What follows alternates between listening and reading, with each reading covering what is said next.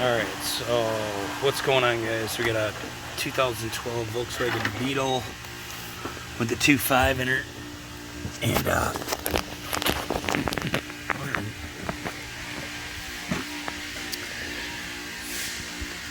and we are going after a P0491 or a 01169 active stored fault secondary air injection system, bank 1 insufficient flow.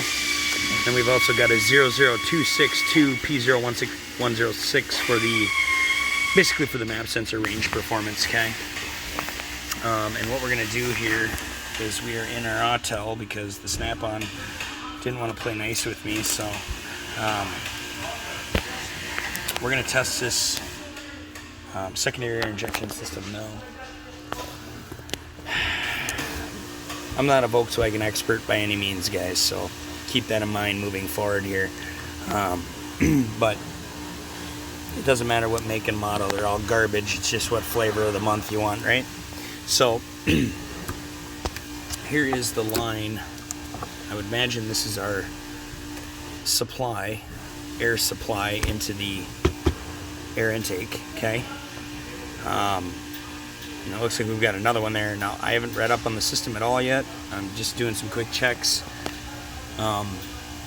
Based on experience, I guess.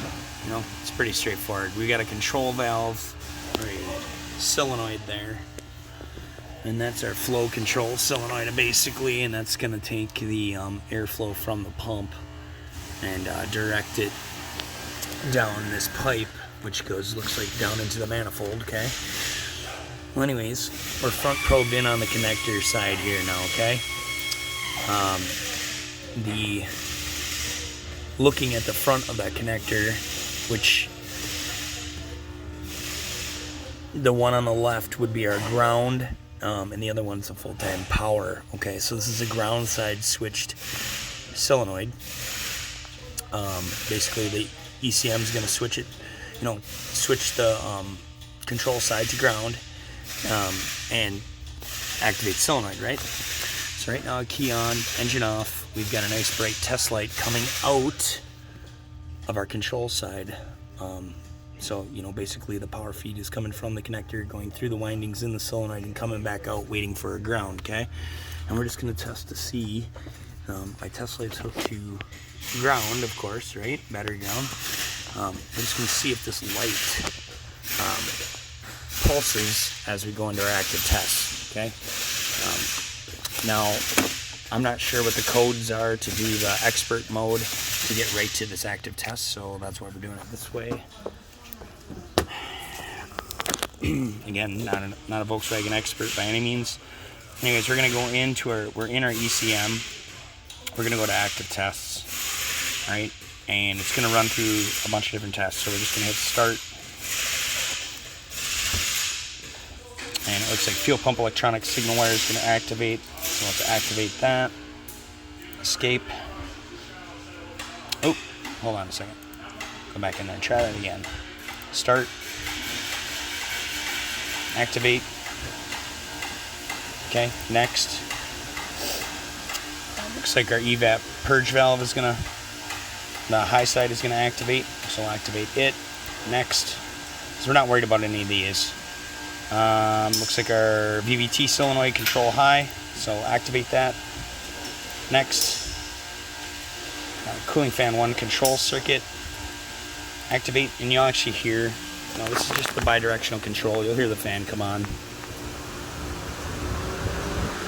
So, kind of cool that Volkswagen does that, right? Next. Alright, secondary air injection system control A circuit. Now this is the control for the actual injection pump, okay? So it's only going to do it for so long and it'll time out, and I think it just, yeah, it pulses it on, off, because I did, you know, I ran through this before making this video, so let me go ahead and activate that. Okay, so this is that's the intake side of the pump.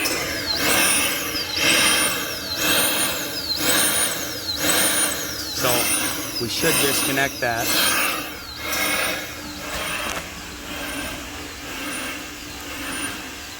Okay, so what we'll do on the next time around, I'll have to go back through that, is we should confirm that we're getting a good amount of vacuum or air being pushed to the solenoid side here. So I'll have to disconnect here to check that. But I'm more concerned. Obviously, we know the vacuum pump is working. It is sucking air. So this is I misspoke. This is our fresh air intake side for the actual vacuum pump, and then of course, you know, the vacuum pump is going to push that air to this connection, which is going to go into the, you know, pushing air here, waiting for this solenoid to activate. So the next test will be for the solenoid. So let's go ahead and you can see their secondary ejection system switching valve, A circuit, that's what they're calling it. Let's activate it. And so that tells us a lot. That tells us our control is there, right? You know, obviously we've got power, obviously we've got the control from the ECM. So really what we need to do is see if, you know, and I don't feel movement in the solenoid at all. So my suspicion is we've got a bad solenoid, right? So the next test I think we'll do is just, let's ohm this circuit real quick. Since I'm not worried about harness side, I'm not worried about the power feed, I'm not worried about the control side. Let's just ohm the solenoid. And we know it's not open circuit because obviously it's getting power through, but it could be, you know, the windings are probably going bad, okay? So let's just see what that resistance value is. Then we'll go back through and we'll make sure we got our airflow to the actual solenoid. And then if we have to, we can always use a power probe and just give this side a ground and just activate this solenoid. Activate this solenoid and see if we can get airflow to go through the solenoid, okay? I hope that makes sense. Alright, so.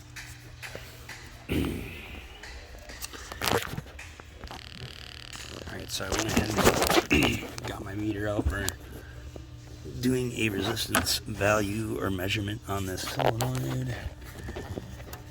And we removed the probes from the harness side connector. So we're just basically running, you know, our multimeter is putting that small amount of voltage through the solenoid windings and coming back out, and it's displaying it as an ohms measurement. And it looks like we got about 5.8 ohms of resistance on that solenoid. I do not know what spec is. I'm sure there is one, but that's probably a little lower than what it should be. You know, not sure what it should be, but I would imagine probably, I don't know, 12 ohms maybe? Who knows? Obviously, if we get a new one, we're going to get a new one good, but I guess the next test would be, since I know that this side, is going to be our power feed, we're going to give this side a ground with the power probe and see if we can activate this solenoid, which I doubt we're going to be able to. But before we do that, we'll disconnect. Let's see, how hard is it to take that off? Let me see something else. Okay, so before we go any further, the reason this map sensor code is, performance code is setting is because the map sensor on this engine monitors the changes in the manifold air pressure when that injection pump is turned on. So, you know, when the injection pump is turned on, obviously there's going to be less airflow coming into our intake manifold, right? And it's going to change our map value. So that's how it knows when it's commanding on that solenoid. It knows when it's commanding on the vacuum pump, and it knows when to expect a difference in pressure in our maps, you know, our map sensor voltage, and that's how it determines whether or not the injection pump is flowing correctly, okay? So I was looking at this, and what I think I'm going to do is I'm just going to take the metal pipe off this side of the solenoid, since that's the injection side to our manifold. We'll take that nut loose, or that screw loose there, so we can move the pipe just out of the way. It's a metal gasket. Not worried about it. Not worried about it. Taking it off, and we're going to check to see if we got airflow when we go back into our bidirectional and it starts pushing air to the solenoid. We're going to command the solenoid on using our power probe, giving this side, the control side, a ground. Essentially, this valve should open, and then we should have airflow through. Alright, so I went ahead and removed the pipe. All I did was loosen up the mounting bracket right here, and then took the 2 Torx screws out of there, and you can see there's like crap in there. Now that would be the outlet side going towards our manifold. Now there is a possibility we have a plugged port into our manifold too, so we have to keep that in mind. But you know, we can usually take some compressed air and blow it through there to see, you know, if we got flow. That's one way I guess you could do it, without, you know, taking it all apart and looking. But you know, if this solenoid is not opening like it should, of course we're gonna have an insufficient flow code, right? So before we get all crazy with it, let's just do a simple put our finger over the freaking hole. And again, what we're gonna have to do here, because of the way the active test works with this Volkswagen, is again, the right side probe here is our control side, so we'll just give that a full-time ground. We'll front probe the connector, which, you know, the left side is going to be our full-time power feed, but we'll just front probe the connector power feed and basically just be the computer by giving it a ground, okay? The test light probably won't be able to carry that kind of load, so we'll do it with a power probe. Then we know, yep, you know, I'm not worried about it because the power probe is protected by a circuit breaker, so it's safe. It's a safe test. I understand the circuit design, okay? So, obviously, use common sense. Don't just go taking a power probe and doing stuff if you're not sure what the circuit design is, okay? I don't hold responsibility for that. You got to know what you're doing before you start power probing things, guys. Okay. Alright, so hopefully you can see that.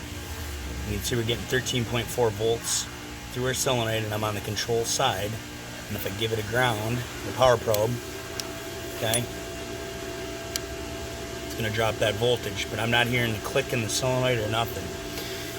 So that's what we're going to do once we get the vacuum pump pushing air to the solenoid, and we should feel airflow coming through the solenoid once I activate it, okay? So let me go ahead and get the scan tool ready.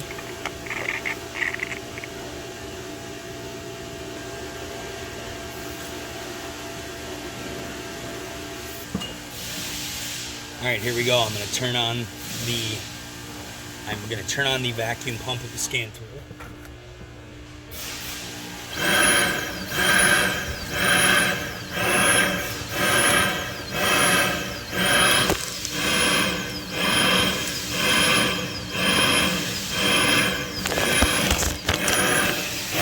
We got no flow. Giving it a ground.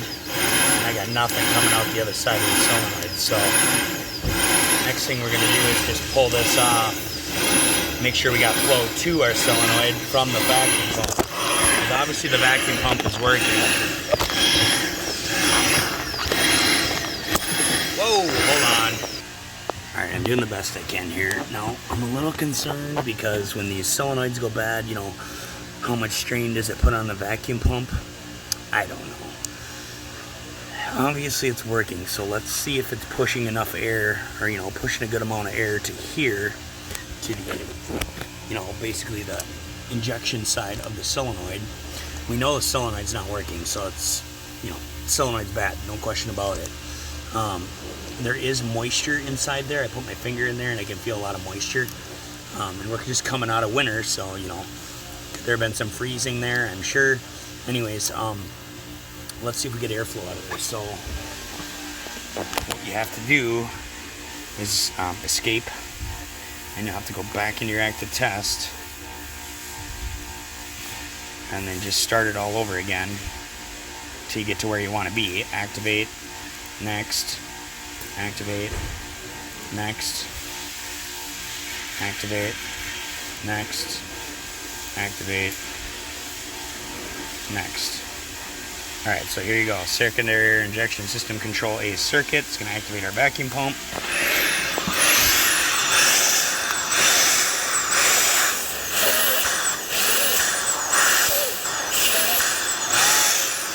lot of airflow coming out of there, so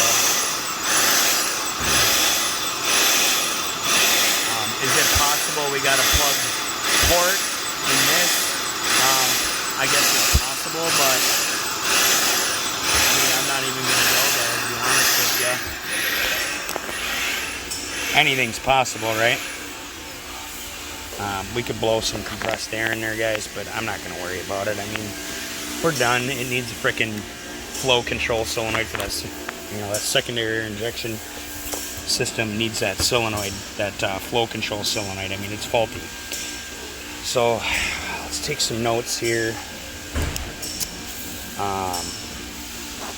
What were we getting on that? 5.8 ohms on faulty solenoid. Okay. And we are going to need that. We'll replace that gasket. So we'll need that gasket.